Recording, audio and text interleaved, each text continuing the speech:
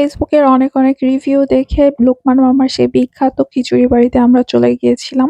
৫৬ আইটেমের অর্গানিক মসলা দিয়ে হান্ডি হাঁস এবং খুবই রিজনেবল প্রাইসের এটার ইদানিং অনেক বেশি গুড রিভিউর পাশাপাশি অনেক ব্যাড রিভিউ পাচ্ছিলাম। আমরা ওইদিন যখন গিয়েছিলাম তখন প্রায় খাবার লাস্টের দিকেই ছিল। এটা হচ্ছে স্টুডেন্টদের জন্য খুবই বাজেট ফ্রেন্ডলি একটা দোকান। খাবার খাওয়ার পরে যা মনে হয়েছে যে ওদের খাবারের মান একেবারে খারাপ না, আবার খুব বেশি ভালোও বলা যায় না।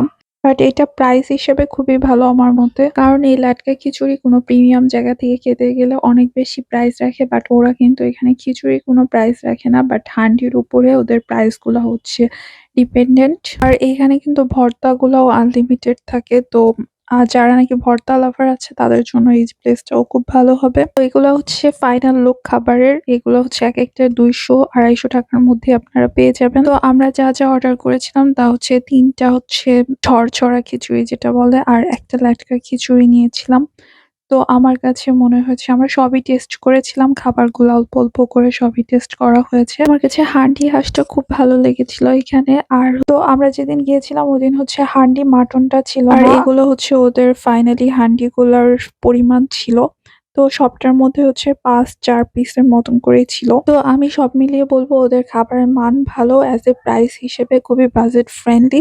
এবং ফাইনালি লাস্টে হচ্ছে আমরা এই ডেজার্ট আইটেম গুলো ট্রাই করি। আমি বলবো এগুলোর টেস্ট খুবই ভালো, and this taste was so good. And today আল্লাহ হাফেজ, টাটা, বাই বাই।